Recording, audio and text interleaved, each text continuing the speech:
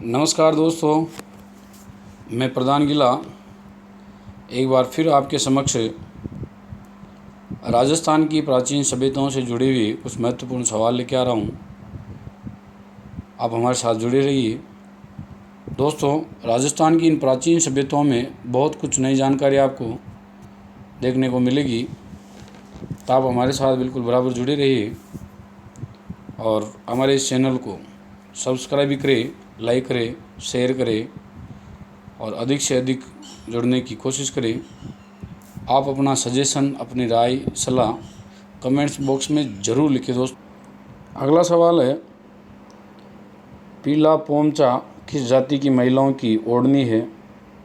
पहला ऑप्शन है आदिवासी महिला, दूसरा है जाट महिला, तीसरा है मीणा महिला, चौथा है भील महिला। ये तो पूछा गया सवाल है दोस्तों, पीला पोमचा। तो इसका राइट आंसर हुआ जाट महिला। अगला सवाल दोस्तों 26, पीला पोमचा बनाने वाले समुदाय को कहा जाता है? जो पीला पोमचा बनाते थे उस समुदाय को क्या कहा गया है? ये सवाल अभी तक पूछा हुआ नहीं है, लेकिन पीला पोमचा पूछ लिया गया है।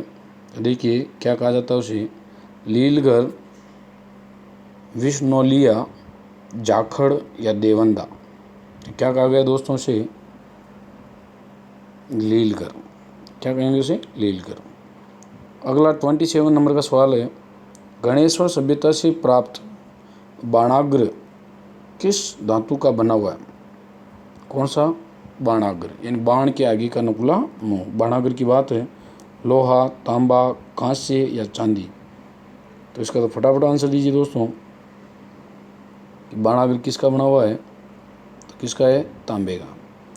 नेक्स्ट सवाल है, सूती कपड़े पर छपाई ठप्पा प्रिंट, दाबू प्रिंट किस सभ्यता से प्राप्त हो रहे हैं? दोस्तों यहाँ सभ्यता से पूछ रहे हैं कि सूती कपड़े पर छपाई ठप्पा प्रिंट, दाबू प्रिंट किस सभ्यता से प्राप्त है। बहुत ही इंपॉर्टेंट सवाल आएंगे, बहुत ही ज़बरदस्त के सवाल रहेंगे। तो गणेश्वर, कालीबंगा, आहड़ या रंगमहल? फटाफट आंसर दीजिए इसका। इसका राइट आंसर है आहड़। क्या आंसर होगा दोस्तों? आहड़। अगला सवाल दोस्तों, केसरिया ओढ़नी, एक केसरिया रंग का पीला कब ओढ़ा जाता है? शादी के समय, कुआं पूजन या जलवा पूजन के समय, बच्चे के जन्म पर या मकान की नांगल पर? तो केसरिया रंग का पीला कब ओढ़ा जाता है दोस्तों? तो इसका सही आंसर है शादी के समय। 30वां सवाल है दोस्तों, किस सभ्यता में एक बालक की खोपड़ी मिली, उसमें हाइड्रोस्फिलिस रोग की जानकारी मिलती है? तो कौन सी सभ्यता से मिली है दोस्तों? कालीबंगा, रंगमहल, हनुमानगढ़, बैराट, जयपुर, आहड़, उदयपुर? तो सबको आता है इसका आंसर। जो सैलेज की सही बात हो रही है, तो कहाँ से मिल रहा है? कालीबंगा से। अगला जो सवाल है 31, कालीबंगा में दाह संस्कार कितने प्रकार से किया जाता था? पहला ऑप्शन 2 प्रकार, दूसरा ऑप्शन 3 प्रकार, तीसरा ऑप्शन 4 प्रकार, पांचवा ऑप्शन चौथा ऑप्शन 5 प्रकार। तो दाह संस्कार की कितनी विधियां थी कालीबंगा में? तो इसका राइट आंसर है 3 प्रकार की। एक और ध्यान रखना दोस्तों कि कालीबंगा का कितने स्तरों का नगर है, या कितने स्तरों से प्राप्त हुआ, या यहाँ से कितने स्तर प्राप्त हुए, या कितने चरणों से जुड़ा हुआ नगर है? तो वो भी दोस्तों 3 चरणों से या 3 स्तरों से जुड़ा हुआ नगर है ये। ध्यान रखना दोस्तों, ये सिंधु घाटी सभ्यता के काल के तीनों चरणों का या तीनों स्तरों का नगर है। कि एक काल सिंधु घाटी सभ्यता का जो चला वो चला पूर्व हड़प्पा काल, दूसरा जो काल चला वो चला हड़प्पा काल, तीसरा जो काल चला वो उत्तर हड़प्पा काल। वो रेडियो कार्बन पद्धति के हिसाब से हैं, जिसमें 2600 से लेकर 3500 से लेकर 35 ईसा पूर्व से लेकर 2600 तक जो काल था वो था पूर्व हड़प्पा काल। 2600 से जो 1900 काल रहा वो हड़प्पा काल, और 1900 से लेकर 1300 तक जो काल रहा था वो रहा था उत्तर हड़प्पा काल। तो कालीबंगा तीनों चरणों का नगर था, यानी यहाँ से लेकर 1300 तक, यानी जब पूर्व काल चल रहा तब से था, और जब हड़प्पा सभ्यता चली तब भी था, और जब उसका पतन भी चल रहा था तब भी ये नगर जुड़ा हुआ था। अगला सवाल है दोस्तों, बहुत ही अच्छा सवाल है, ये भी पूछा गया सवाल है, इम्पोर्टेंट सवाल है दोस्तों। ऋग्वेद को यूनेस्को की विश्व धरोहर में कब शामिल किया गया? ऋग्वेद ग्रंथ की बात आ रही है कि इसको विश्व की यूनेस्को धरोहर में कब शामिल किया गया? तो 2006, 2007, 2009, 2010। तो विश्व विरासत सूची में कब शामिल किया गया दोस्तों? तो इसका राइट आंसर है जून 2007। क्या बताओगे? जून 2007। और जब ऋग्वेद को, इस ऋग्वेद की 30 पांडुलिपियों को, कितनी पांडुलिपियों को, कभी पूछ ले कि ऋग्वेद की कुल कितनी पांडुलिपियों को विश्व धरोहर सूची में शामिल किया गया, तो कितनी पांडुलिपियाँ बताएंगे? 30। जब इसकी 30 पांडुलिपियाँ शामिल की गई थी तब यूनेस्को ने 37 मूल दस्तावेज 37 मूल दस्तावेज़ों को भी विश्व विरासत सूची में शामिल किया गया था, जो ऋग्वेद से जुड़े नहीं है, बाकी दूसरे थे। तो ध्यान में रखना कि 30 पांडुलिपियों के साथ 27 मूल दस्तावेज़ों को भी विश्व विरासत सूची में शामिल किया गया था। ठीक है दोस्तों, अगला जो सवाल है बहुत ही अच्छा सवाल है दोस्तों, 33 नंबर। सेवण घास को कौन सी नस्ल की गाय खाती है? क्या पूछ रहे हैं? गाय पूछ रहे हैं। तो सेवण घास को कौन सी नस्ल की गाय खाती है? साहिवाल नस्ल, नागौरी नस्ल, कांकरेज नस्ल, राठी नस्ल। पहचानिए दोस्तों कौन सी गाय खाती है? तो इसका राइट आंसर है साहिवाल नस्ल की गाय। दोस्तों ये जो सेवण घास है, ये सेवण घास अपने राजस्थान में जो उत्पन्न होती है वो होती है जैसलमेर में। कौन सी जगह होती है? जैसलमेर में। और बहुत ही मुलायम और पौष्टिक घास है, जैसलमेर में होती है। और रेगिस्तानी भाग में, जिसे अपन थार का गढ़ा कहते हैं, मरुस्थल को, चंदल नलकुल, उसके आसपास के भाग में, इलाके में, जैसलमेर में सेवण घास जो जानवरों के लिए बहुत ही पौष्टिक है, जिसको वनस्पतिक नाम दिया गया है दोस्तों लसी यूरस। याद रखना दोस्तों इसको, सीडी कुश। क्या नाम बताना है कि सेवण घास का वनस्पतिक नाम क्या है? तो लसी यूरस सीडी कुश, इसका वनस्पति क्या है? नाम। अगला सवाल है दोस्तों, अरावली पर्वतमाला की कुल लंबाई कितनी है? तो 692, 592, 792 या 652। सबको आता होगा सवाल इसका, किसकी कुल लंबाई कितनी है? तो दोस्तों इसका राइट आंसर है 692। और ये राजस्थान में जो अरावली पर्वतमाला फैली हुई है वो फैली हुई है 550। कितने फैली हुई है? 550। और इस अरावली की अपन बात करें तो ये अरावली प्री कैम्ब्रियन काल की है। किस काल की है? प्री कैम्ब्रियन युग, जो सबसे प्राचीनतम पर्वतमाला मानी जाती है। इसका कई बार पूछा गया कि अरावली पर्वतमाला किस काल से या किस युग से जुड़ी हुई है, तो आपको बताना प्री कैम्ब्रियन युग से बताना है इसको। और दोस्तों इसकी बात करें तो ये राजस्थान के 9% भूभाग को घेरी हुई है। कितने भाग को घेरी हुई है? 9% भूभाग में फैली हुई है। और आगे अपन इसकी बात करें तो इसका जो विस्तार है वो राजस्थान में इस तरह से दिखता है आपको। तो ये राजस्थान का उत्तर है, ये दक्षिण है, ये पूर्व है, ये क्या है? पश्चिम है। तो इसका राजस्थान में जो विस्तार है वो दक्षिण पश्चिम से उत्तर पूर्व की ओर इधर फैली हुई ऐसे है। ठीक है। और इस अरावली पर्वतमाला की जो सबसे ऊंची जो चोटी है वो है दोस्तों गुरु शिखर। कैसे कहेंगे? गुरु शिखर को। इसकी ऊंचाई है 722 मीटर, जो माउंट आबू वाली उसी में है ये। तो गुरु शिखर सिरोही में है, जो इसकी सबसे ऊंची चोटी है। ध्यान रखना है कि ये राजस्थान कुल वैसे तो बात करें 692 है, राजस्थान में 550 है, प्री कैम्ब्रियन युग की ये है और राजस्थान का कुल 9% भूभाग को घेरती है ये। और इसका विस्तार आप बता सकते हो और इसकी गुरु शिखर सबसे ऊंची क्या बताओगी, चोटी बताओगी। अगला सवाल है दोस्तों, बहुत ही अच्छा सवाल है, आया हुआ सवाल भी है, वीरभान का बास किस शहर का प्राचीन नाम है। बहुत अच्छा सवाल है दोस्तों कि वीरभान का बास किस शहर का प्राचीन नाम है, तो वो किसका प्राचीन नाम बताओगे आप।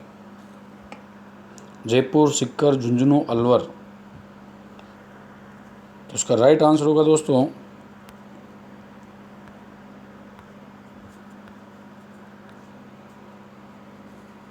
सीकर। और इस सीकर की जो स्थापना हुई थी वो 1744 में हुई थी और वो संस्थापक थे राव दौलत सिंह। कभी पूछ ले कि जैसे पूछा गया है कई बार उदयपुर शहर की स्थापना कब हुई, बीकानेर शहर की कब हुई, अजमेर शहर की स्थापना कब हुई, ऐसे कभी कभार सवाल आ जाए कि सीकर शहर की स्थापना कब हुई, तो 1744 बतानी है। और इसके संस्थापक कौन थे, तो वो राव दौलत सिंह जी इसके क्या थे, संस्थापक थे। अगला सवाल है दोस्तों, बहुत ही इम्पोर्टेंट सवाल है, ईंटों का कुआं किस स्थान पर मिलता है। बहुत इम्पोर्टेंट सवाल दोस्तों, एग्जाम में पूछने लायक सवाल है कि ईंटों का कुआं किस स्थान से मिलता है। प्राचीन काल की बात है, ये सभ्यता के काल की बात है। तो पहला ऑप्शन है रंगमहल, दूसरा है कालीबंगा, तीसरा है पीलीबंगा और चौथा है आहड़। तो ईंटों का कुआं मिला है रंगमहल, कालीबंगा, पीलीबंगा या आहड़। आप आंसर दीजिए, फिर चेक करिए आपका राइट है या गलत है। तो इसका राइट आंसर है दोस्तों पीलीबंगा, जो कालीबंगा के जस्ट पास में ही है। तो पीलीबंगा से ईंटों का क्या मिला है, कुआं मिला है।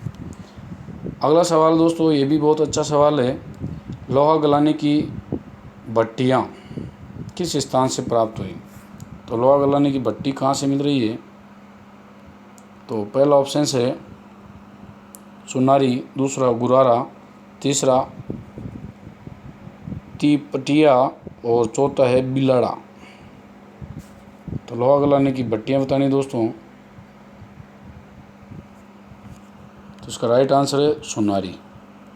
और सुनारी सभ्यता राजस्थान में कहाँ से प्राप्त हो रही है, तो वो प्राप्त हो रही है अपने को झुंझुनू से। कहाँ से प्राप्त हो रही है, झुंझुनू से प्राप्त हो रही है। तो सुनारी की सभ्यता झुंझुनू से मिलती है।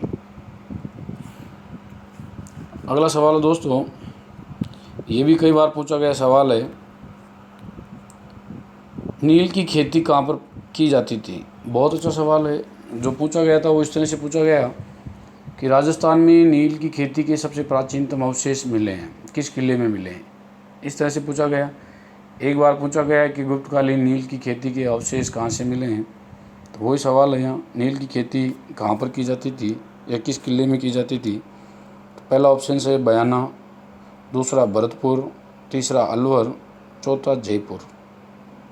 तो इसका राइट आंसर होगा दोस्तों जो है ए बयाना, भरतपुर में। यहाँ पर प्राचीन काल से नील की क्या की जाती थी, खेती की जाती थी। अगला सवाल है दोस्तों, बहुत ही अच्छा सवाल है, बहुत प्यारा सवाल है, सिक्कों का ढेर किस स्थान से प्राप्त हुआ, नैनवा, रेड, एलाना या रंगमहल। तो सिक्कों का ढेर जो मिला वो कहाँ से मिला था, रेड टोंक से। और जो मिला था वो मिला था दोस्तों, इसकी खोज की थी द्वारका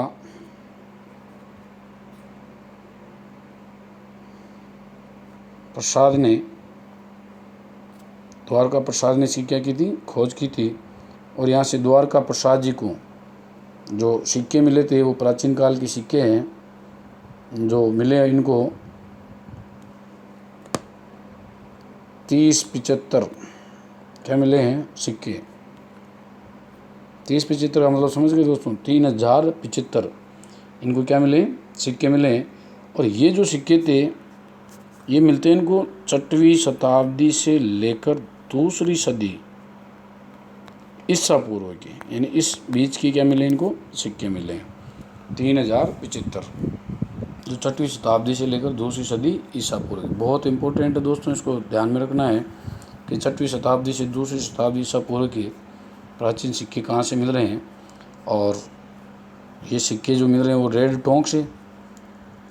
अब अपन बात करें 6वीं से 2वीं शताब्दी की, तो ये राजस्थान का ही नहीं बल्कि ये कहा गया है कि ये भारत का ही नहीं बल्कि एशिया महाद्वीप का, कौन से महाद्वीप का, एशिया महाद्वीप का सबसे प्राचीनतम, इतना बड़ा, एशिया महाद्वीप का सबसे बड़ा सिक्कों का क्या माना गया, भंडार माना गया। तो वो कौन है, रेड टोंक। और इन सिक्कों की अपन बात करें दोस्तों, जो सिक्के थे, जो इनकी क्वालिटी की अपन बात करें तो वो 32 रत्ती, या यूँ कह सकते हो कि ये सिक्के 57 ग्रेन, ये माप इकाई है इनकी गुणवत्ता की क्या की जाती है, माप किया जाता है, तो मापन किया जाता है। तो रेड टोंक से मिलने वाले सिक्कों की रत्ती में पूछे तो 32 रत्ती और ग्रेन में पूछे तो 57 ग्रेन इनकी मात्रा थी, इनके तौल था। तो इस अनुपात में ये सिक्के अपने को मिले, इसको भी आप ध्यान में रखोगे। अगला सवाल है दोस्तों, धातु के औजार कहाँ से मिले जिसे औजारों की नगरी कहते थे। धातु के औजार है ना, हथियार गृह कहाँ से मिला, सौंथी, आलनिया, कुराड़ा या नागौर। तो आप सबका आंसर आया होगा, इसका राइट आंसर है कुराड़ा नागौर से। अगला सवाल दोस्तों, प्रथम बार पशुपालन की जानकारी कहाँ से मिली। तो मैंने पुराने सवालों में बताया था कि प्रथम बार पशुपालन की जानकारी कहाँ से मिली, तो वो रंगमहल है, कालीबंगा, बागोर या तिलवाड़ा बाड़मेर। तो कहाँ से मिली थी दोस्तों, पशुपालन की सबसे प्राचीनतम साक्ष्य अपने को कहाँ से मिले, बागोर से। और यहाँ से जो अपने को मिल रहे हैं वो कब से मिल रहे हैं, मध्य पाषाण काल के। यहाँ से अपने को प्राचीनतम पशुपालन के पशुओं के बाड़े मिले हैं। क्या मिले हैं, बाड़े। बाड़े का मतलब समझ ही गए होंगे कि पशुओं को रोकने का स्थान, यानी प्लेटफॉर्म जहाँ पर पशुओं को रोका जाता है। तो यहाँ पशुओं के प्राचीनतम क्या मिले, बाड़े मिले। अगला सवाल है दोस्तों, बहुत अच्छा सवाल है। गुप्तकालीन सिक्के किस स्थान से प्राप्त हुए थे। गुप्त काल की बात आ रही है सीधे सीधे, तो वो किस जगह से मिल रहे हैं, बयाना भरतपुर से, बैराट जयपुर से, शाहपुरा जयपुर मान लो इसको, नीम का थाना सिक्कर से। तो गुप्तकालीन प्राचीन सिक्कों का जो भंडार है वो कहाँ से मिल रहा है, तो इसका राइट आंसर है दोस्तों बयाना भरतपुर से। और जो सिक्के अपने को मिले, इसका एक बार ये भी सवाल हुआ है कि राजस्थान के बयाना भरतपुर में किस गुप्त शासक के सिक्के प्राप्त हो रहे हैं। तो कौन कौन से ऐसे राजा थे जिनके यहाँ से सिक्के मिले हैं। तो सिक्के मिले दोस्तों, याद रखना है आपको, कुमार गुप्त, और एक नाम आता है समुद्र गुप्त। तो कुमार गुप्त और समुद्र गुप्त के अपने को यहाँ से क्या मिलते हैं, सिक्के। कुमार गुप्त प्रथम है दोस्तों, तो कुमार गुप्त प्रथम और समुद्र गुप्त के यहाँ से क्या मिले थे, सिक्के मिले थे। अगला सवाल है दोस्तों, बहुत ही अच्छा सवाल है दोस्तों, ये भी कई बार पूछा गया सवाल है। पहिए का आविष्कार किस काल में किया गया था। बहुत प्यारा सवाल है कि पहिए का आविष्कार या पहिए की खोज किस काल में की गई थी, जो उस काल के लिए वो एक वैज्ञानिक खोज मानी गई है, जिसे एक वैज्ञानिक आविष्कार कहा गया। तो आदि ऐतिहासिक काल, ऐतिहासिक काल, प्राग ऐतिहासिक काल या इनमें से कोई नहीं। तो बताइए दोस्तों, पहिए की खोज किस काल में हुई थी। तो इसका राइट आंसर है दोस्तों प्रागैतिहासिक काल। कौन सा काल बताना है, प्रागैतिहासिक काल। और प्रागैतिहासिक काल की भी जो पार्ट थे तीसरा नंबर का, जिसका नाम था नवपाषाण काल। कौन सा काल बताना है, नवपाषाण काल। तो प्राग इतिहास काल में, इस नवपाषाण काल में आते आते मानव ने पहिए की क्या कर ली थी, खोज कर ली थी। और इसी पहिए को नवपाषाण काल की क्या बोलते हैं, वैज्ञानिक खोज। नवपाषाण काल की वैज्ञानिक खोज किसे कहा जाता है, तो पहिए की खोज को। और ये पहिया किसकी देन है, तो ये दोस्तों जो पहिया देन है वो किसकी देन है, चाक। चाक की वजह से पहिया इस संसार में आया था। तो चाक की वजह से ही पहिए की खोज हुई है। और चाक की वजह से एक वर्ग भी बन गया था अपने, जो बना था कुंभकार वर्ग। कौन सा वर्ग बताना है, मैं स्पष्ट कर देता हूँ इसको, कि चाक की वजह से कौन सा वर्ग बन रहा है। दोस्तों वर्ग और वर्ण दो शब्द हैं। तो वर्ग तो जो होता है वो कार्य के आधार पर, श्रम के आधार पर। वर्ण जो होता है वो जाति के आधार पर, वर्ण, ठीक है। तो तो यहाँ सबसे पहले वर्ग बना था। क्या बना था? वर्ग। और वो वर्ग बन गया था कुंभकार वर्ग। कौन सा वर्ग बताना है? कुंभकार वर्ग। यानी जिसने पहिए पे काम किया तो कुंभकार वर्ग आ गया। फिर आगे चलकर पहिया जो आया तो उसी पहिए से फिर एक नया वर्ग का जन्म हुआ, जो वाणिक वर्ग बोलते हैं अपन। कौन सा वर्ग बोलते हैं? वाणिक वर्ग। तो वाणिक वर्ग बताएंगे। रथकार, अब जो पहिए की खोज से आगे चल करके रथकार का भी जन्म हुआ, तो ये वर्ग है दोस्तों। कुंभकार, वाणिक, रथकार आदि क्या है? वर्ग है। अगला सवाल दोस्तों, बहुत अच्छा सवाल है दोस्तों, और इसको आराम से समझिए। प्रथम बार ईस्ट इंडिया कंपनी ने किस रियासत से सहायक संधि की थी? पहला ऑप्शन से करौली, दूसरा ऑप्शन से सिरोही, तीसरा ऑप्शन से मेवाड़ और चौथा ऑप्शन से मारवाड़। तो बताइए दोस्तों, किसने की थी? तो वो की थी करौली ने। किसने की थी? करौली ने। वैसे दोस्तों, जो वेले जली की अपन बात करते हैं, किसकी बात करते हैं? वेले जली की। तो इस वेले जली की बात करते हैं, सहायक संधि के प्रणेता यही थे।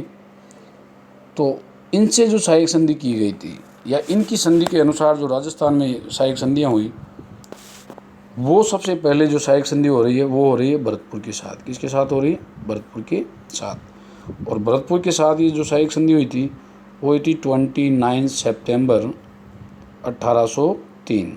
क्या बताना दोस्तों? 29 सितंबर 1803 में ये भरतपुर के साथ हुई थी। फिर इसी वेले जली की सहायक संधि का जो आगे चरण चला वो हुआ था, अगला जो चरण है वो हुआ अलवर में। और अलवर वालों ने ये सहायक संधि की थी नवंबर 1803 में। फिर जो आगे बात करते हैं अपन, तो वो नाम आता है फिर जयपुर का, कि इसके बाद जो सहायक संधि की थी वो की थी जयपुर ने। और जयपुर वालों ने ये सहायक संधि की थी दिसंबर 1803 में। फिर इसी संधि का आगे करके जो नाम आता है वो आता है धौलपुर का। तो धौलपुर ने ये सहायक संधि की थी 1804 में। तो वेले जली की जो सहायक संधियाँ थी उसमें सबसे पहले जो सहायक संधि कर रहा है वो भरतपुर कर रहा है। यहाँ अपने ऑप्शंस में भरतपुर नहीं था। फिर अलवर नवंबर 1803 में, फिर जयपुर दिसंबर 1803 में, फिर धौलपुर 1804 में। कभी क्रम आ जाए तो आप बिल्कुल क्रम से इसको एडजस्ट कर सकते हो। फिर आगे चलते अपन तो बात करते हैं कि वेले जली के बाद जॉर्ज बार्लो इस सहायक संधि को आगे बढ़ाने वाला आदमी। बहुत इंपॉर्टेंट सवाल है दोस्तों, कि वेले जली के बाद जो सहायक संधियों को गति दे रहा था, आगे बढ़ा रहा था, या वेले जली का उत्तराधिकारी जो था वो था जॉर्ज बार्लो। और इस बार्लो ने क्या किया, उस संधि को थोड़ी सी शर्तों को सही करते हुए उसको नाम कर दिया लिखित या अधीनस्थ आर्थिक पार्थिके की नीति। तो इस जॉर्ज बार्लो के अनुसार जो सबसे पहले सहायक संधि हो रही है, तो वो सबसे पहले सहायक संधि की थी करौली ने। और वो करौली का जो राजा था हरबख्श पाल सिंह। क्या नाम है? हरबख्श पाल सिंह। इसने ये सबसे पहले जॉर्ज बार्लो वाली क्या की थी? सहायक संधि। और इसकी जो शुरुआत हो रही है, इन्होंने जो की थी वो 9 नवंबर 1817। तो सबसे पहले ये लिखित वर्णित चर्चित, तो वो सहायक संधि करने वाला था करौली रियासत। दूसरा जो इसमें सहायक संधि कर रहा है वो था टोंक। और टोंक ने ये सहायक संधि की थी 15 नवंबर 1817 में, 1817। फिर तीसरे नंबर पर ये जो लिखित संधि हो रही है वो हो रही है कोटा के साथ। किसके साथ हो रही है? कोटा के साथ। और कोटा ने सहायक संधि की थी 26 दिसंबर 1817। तो 1817 में इन तीन ने की थी। 9 नवंबर को करौली ने, 15 नवंबर को टोंक ने, और 26 दिसंबर 1817 को कोटा में। फिर आगे चल कर के चौथे नंबर पे आप देखते हो तो उधर भी चौथा नंबर था उसका जयपुर। तो जयपुर ने की थी 6 जनवरी। कब की ध्यान रखना? 6 जनवरी 1818 में। तो 6 जनवरी 1818 में। तो ध्यान रखिए दोस्तों तो लिखित, चर्चित या कभी आ जाए जॉर्ज बार्लो के अनुसार सहायक संधियों का क्रम। तो सबसे पहले करौली, फिर टोंक, फिर कोटा, फिर जयपुर। चलते हैं अगले सवाल में। बहुत अच्छा सवाल है दोस्तों। कर्नल जेम्स टोड ने अपनी दूसरी पुस्तक पश्चिमी भारत की यात्रा कब लिखी थी? बहुत अच्छा सवाल है दोस्तों कि कर्नल टोड ने अपनी दूसरी पुस्तक सॉरी दोस्तों, चलो इसका आंसर देते हैं फिर आगे बढ़ते हैं, इसको छोड़ लेंगे। तो दूसरी पुस्तक कौन सी थी? पहला ऑप्शन है यहाँ 1832, दूसरा 1835, तीसरा ऑप्शन है 1732 और 1972। 47 है दोस्तों, तो इसका राइट आंसर होगा 1835 में। तो इसका नाम दिया था the central and western state of Rajputana. The central western state of Rajputana के नाम से लिखी थी, वो लिखी थी 1835 में। चलते हैं दोस्तों वापस अपन 45 में, इसको छोड़ के आ गए थे। किस सन में कर्नल जेम्स टोड ने एनालस एंड एंटिक्विटीज़ ऑफ राजस्थान लिखी थी? बहुत अच्छा सवाल है दोस्तों। एनालस एंड एंटिक्विटीज़ ऑफ राजस्थान पुस्तक कब लिखी थी? तो इसका राइट आंसर है दोस्तों 1829। कब लिख रहे हैं वो? 1829 में। इसका एक सवाल और होता है दोस्तों, एनालस एंड एंटिक्विटीज़ ऑफ राजस्थान का दूसरा जो पार्ट था, दूसरा जो भाग था, वो दूसरा भाग कब प्रकाशित हुआ? तो इसी पुस्तक का दूसरा भाग आपको ये नहीं बताना 1835, आपको जो बताना वो क्या बताना 1832 में। ये सेंट्रल और वेस्टर्न ये दूसरी पुस्तक है, जो लिख रहा है वो 1835 में, लेकिन इसी पुस्तक का दूसरा पार्ट, सेकंड पार्ट जो आ रहा है वो 1832 में आ रहा है। और इसी में ही राजस्थान के इतिहास की क्या मिलती है? जानकारी। दोस्तों देखो, एक इतिहासकार है राजस्थान के गौरी शंकर जी ओझा साहब, और इसी गौरी शंकर जी ओझा साहब ने कर्नल जेम्स टोड को, बहुत ही अच्छा सवाल है, राजस्थान के इतिहास का क्या कहा था बताइए दोस्तों? तो उनको राजस्थान के इतिहास का भीष्म पितामह का। बहुत अच्छा सवाल है दोस्तों कि कर्नल जेम्स टोड को राजस्थान के इतिहास का भीष्म पितामह किसने कहा था? तो भीष्म पितामह किसने कहा था? तो वो कहा था गौरी शंकर ओझा ने। टाड़ साहब, गौरी जी ने टाड़ साहब पर एक पुस्तक भी लिखी थी, और ये भी पूछा गया है कि गौरी शंकर ओझा ने कर्नल जेम्स टोड पर कौन सी पुस्तक लिखी थी। बहुत इंपॉर्टेंट में है, आप अपनी नोटबुक में ज़रूर लिखिए, टाड़ साहब का जीवन चरित्र। टाड़ साहब का जीवन चरित्र, तो ये किसने लिखा था?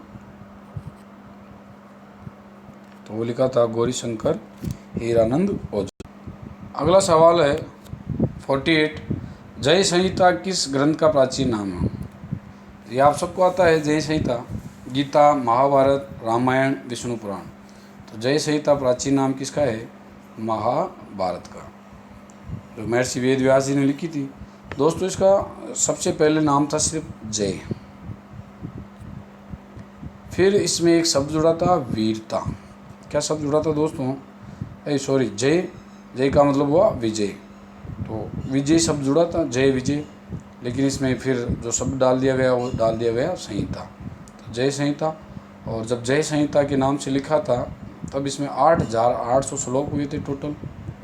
फिर इसी को अगले पार्ट में बदल दिया और आगे फिर इसका नाम रखा गया भारत। क्या नाम रखा गया था? भारत नाम। और 8800 के बाद जो श्लोक लिखे गए वो टोटल श्लोक हो गए थे फिर 24,000। तो भारत के नाम से जो रचना हुई वो हुई थी, तो इसमें 24,000 श्लोक। फिर इसमें आगे शब्द लग गया महाभारत। महाभारत के नाम से जिसमें जो श्लोक हैं दोस्तों, आप ध्यान रखना है, इसमें श्लोक थे 1,10,000। कितने श्लोक बताना है? 1,10,000।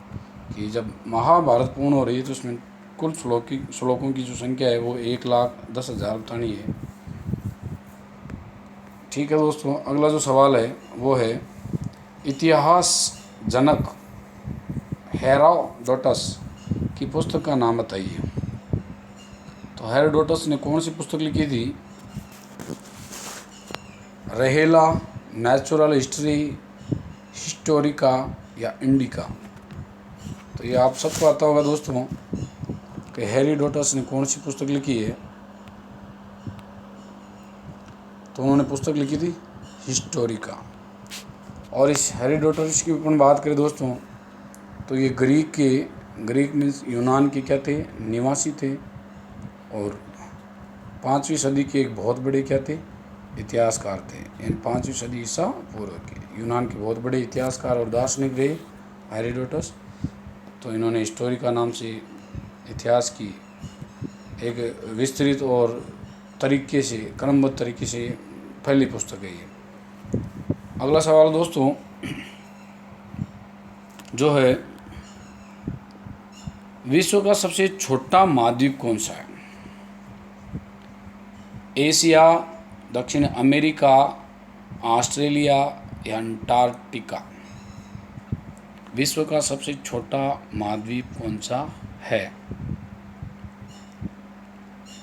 दोस्तों यहाँ दो चीज़ें बनती है, पहले आप इसका आंसर देखिए। इसका राइट जो आंसर है वो है ऑस्ट्रेलिया। हम बात करें दोस्तों तो ऑस्ट्रेलिया क्षेत्रफल के आधार पर, किसके आधार पर दोस्तों? क्षेत्रफल के आधार पर सबसे छोटा महाद्वीप है। इसका क्षेत्रफल कुल है 77 लाख वर्ग किलोमीटर, 77 लाख वर्ग किलोमीटर। तो क्षेत्रफल के आधार पर ये सबसे छोटा है, जो पृथ्वी के संपूर्ण भूभाग का 5.9% ही है। तो क्षेत्रफल के आधार पर सबसे छोटा बताएंगे ऑस्ट्रेलिया। लेकिन जब सवाल आए कि जनसंख्या के आधार पर, तो जनसंख्या के आधार पर सबसे जो छोटा महाद्वीप है तो वो बताना आपको अंटार्कटिका, जो डी ऑप्शंस में अपने अंटार्कटिका। तो ये क्षेत्रफल के आधार पर सबसे जनसंख्या के आधार पर सबसे छोटा महाद्वीप है, यानी यहाँ जनसंख्या बहुत कम है। तो वो अंटार्कटिका, क्षेत्रफल में बात करें तो वो ऑस्ट्रेलिया महाद्वीप है। ठीक है दोस्तों, जुड़े रहिए आप हमारे साथ। और प्राचीन सभ्यताओं से जुड़े हुए और भी कई महत्वपूर्ण सवाल हैं